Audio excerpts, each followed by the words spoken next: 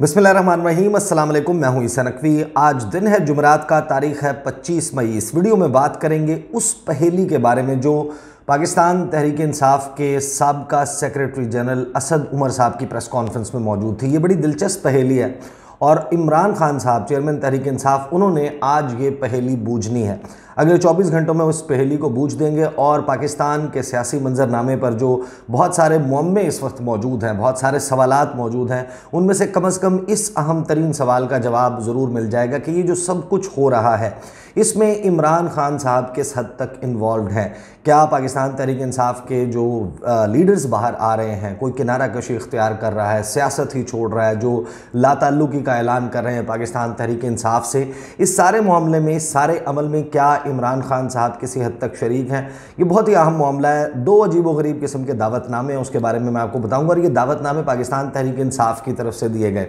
आपको मालूम है कि आजकल इस किस्म की डेवलपमेंट्स हो रही हैं कि अभी आप एक बड़ी स्टोरी के बारे में, अभी आप फवाद चौधरी के ट्वीट को हैंडल कर रहे होते हैं तो आपको पता चलता है कि जनाब असद उमर साहब नेशनल प्रेस क्लब इस्लामाबाद में प्रेस कॉन्फ्रेंस करने वाले हैं। कभी आपको पता चलता है कि जनाब शीरी मज़ारी जो हैं उन्होंने ऐलान कर दिया मुसर्रत जमशेद चीमा ये करने वाली हैं, फिर आ जाता है कि नहीं जनाब वो ऐसा नहीं करने वाली, वो नहीं छोड़ने वाली, शाह महमूद कुरैशी को रिहा किया जाएगा, शाह महमूद कुरैशी प्रेस कॉन्फ्रेंस करेंगे। इन सारी डेवलपमेंट्स के दौरान ये हैरानकुन बात है कि जब फवाद चौधरी साहब ने इस्लामाबाद हाई कोर्ट से बाहर आकर एक मस्बत बयान दिया जिसमें उन्होंने ये कहा कि वो बहैसियत मरकज़ी सेक्रेटरी इतलात और तर्जुमान, मरकज़ी तर्जुमान पाकिस्तान तहरीक इंसाफ, वो ये बयान दे रहे हैं, उस बयान को पाकिस्तान तहरीक इंसाफ ने अपने ऑफिशियल ट्विटर हैंडल, अपने ऑफिशियल फेसबुक, अपने जितने उनके सोशल मीडिया पर ऑफिशियल अकाउंट्स हैं वहाँ से शेयर किया।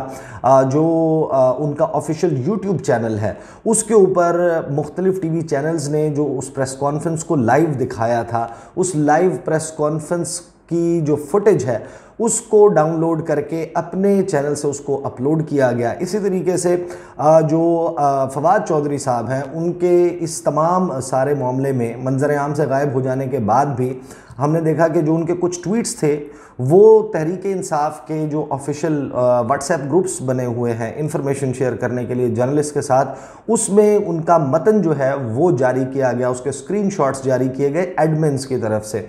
इसी तरीके से जो दो दावतनामे हैं जिनका मैं तस्करा कर रहा हूँ कि हैरानकुन बात है कि असद उमर साहब आकर जो भी ऐलानात करते हैं वेन्यू के डिफरेंस के साथ इसका दावतनामा हमें तहरीक इंसाफ की तरफ से मिला। दिन 12:58 पर जो उनका ऑफिशियल व्हाट्सएप ग्रुप है जहां पर वो इन्विटेशंस शेयर करते हैं उसमें ये इतला दी गई and I will read that message out for you. और फिर मैं आपको बताऊंगा कहानी कैसे चेंज हुई, पहेली क्या है और इमरान खान साहब ने आज ये पहेली किस तरीके से बूझ देनी है।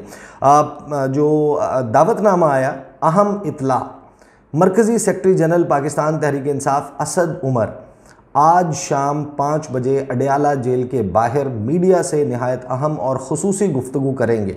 आपसे बराह रास्त कवरेज की इस्तदा है मनजानिब मरकज़ी मीडिया डिपार्टमेंट।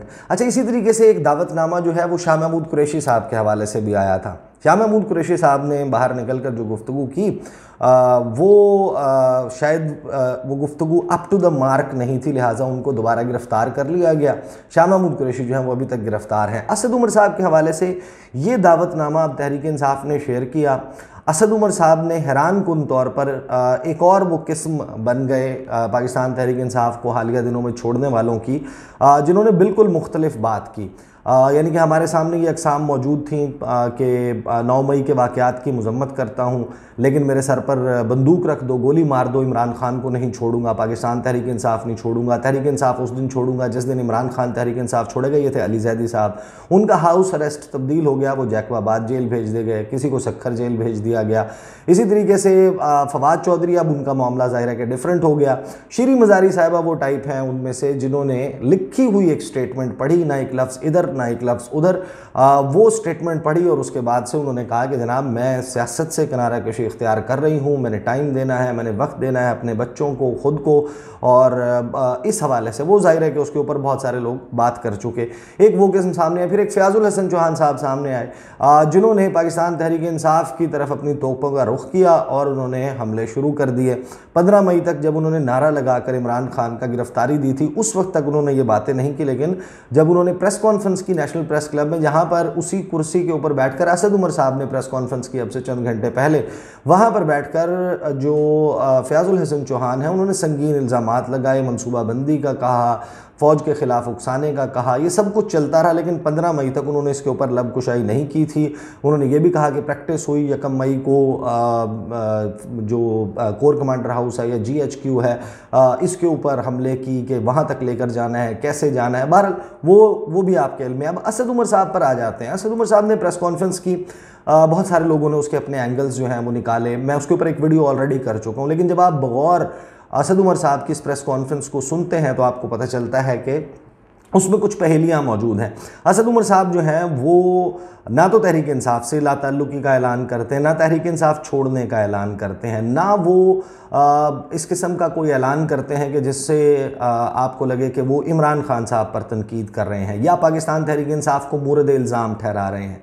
वो ये कहते हुए नज़र आते हैं कि हमारे बहुत सारे लोग बेगुनाह असीर हैं, उनको रिहा किया जाए। लेकिन फिर वो ये कहते हैं कि मैं खुलकर बात करना चाहता हूँ, और खुलकर बात करने के लिए पार्टी ओहदा रखा नहीं जा सकता। पार्टी ओहदे पर रहते हुए आप खुलकर अपने दिल की बात नहीं कर सकते। तो मैं इस्तीफ़ा देता हूँ बतौर रुकन कोर कमेटी पाकिस्तान तहरीक इंसाफ और बतौर सेक्रेटरी जनरल पाकिस्तान तहरीक इंसाफ। ये जो 2 इस्तीफ़े हैं, इस दौरान वो एक पहेली जो है वो टॉस करते हैं। वो पहेली मैं आपको बताता हूँ, और फिर एक बहुत ही अहम सवाल कि क्या पाकिस्तान तहरीक इंसाफ में खामोश बगावत हो गई है, और इस बगावत को लीड कौन करेगा, ये भी एक पहेली है। इस पहेली का जवाब भी आपको आज ही मिल जाएगा जब इमरान खान साहब का जवाब इस पहेली का सामने आएगा। असद उमर साहब ने क्या कहा? असद उमर साहब ने कहा कि 5 स्टेक होल्डर्स हैं इस मुल्क के।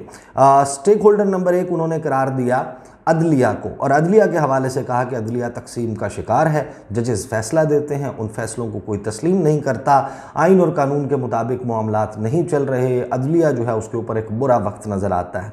उसके बाद वो फ़ौज की बात करते हैं। वो कहते हैं कि फ़ौज जो है वो चंद जर्नैल नहीं हैं, वो लाखों सिपाही हैं, शोहदा हैं, उनकी फैमिलीज़ हैं जो कुर्बानियाँ देते हैं, उनके हवाले से उन्होंने तस्करा किया। और उन्होंने कहा कि देखें जो 9 मई के वाक़यात हैं वो भी किस मुश्किल का शिकार है। दूसरा उन्होंने ये बात की। तीसरा उन्होंने कहा कि फ़रीक है पाकिस्तान तहरीक इंसाफ, जो उन्होंने कहा कि बिलाशुबा वाहिद कौमी जमात है, सबसे बड़ी जमात है, तमाम जगहों पर प्रेजेंस है, लेकिन पाकिस्तान तहरीक इंसाफ बहुत बुरे वक्त से गुजर रही है। और वो बुरा वक्त ये है कि उनके लीडर्स कैद हैं, उनके वर्कर्स कैद हैं 9 मई के वाक़यात के बाद, and they are going through a tough time.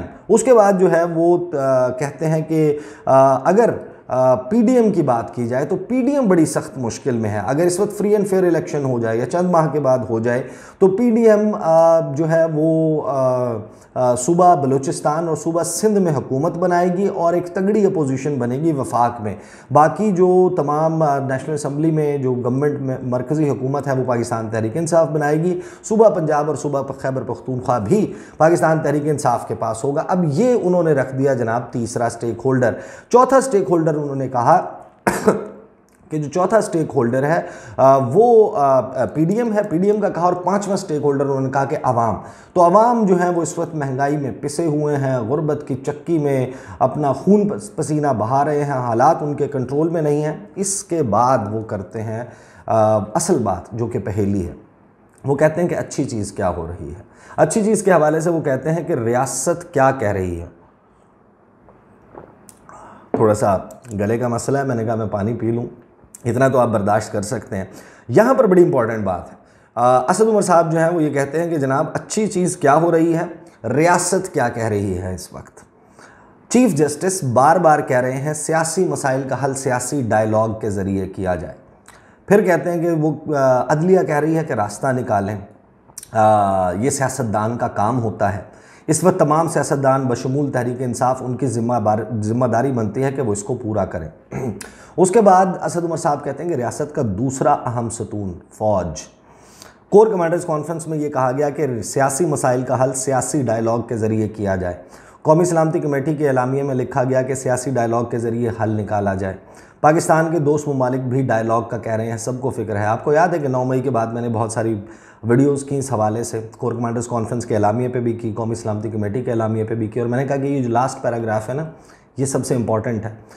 ये जिसमें लड़ाई के जो गर्द और गुबार है ये थमेगा बैठेगा तो फिर ये पैराग्राफ है जिसमें वे फॉरवर्ड मौजूद है, आगे का रास्ता मौजूद है कि आगे कैसे चलना है।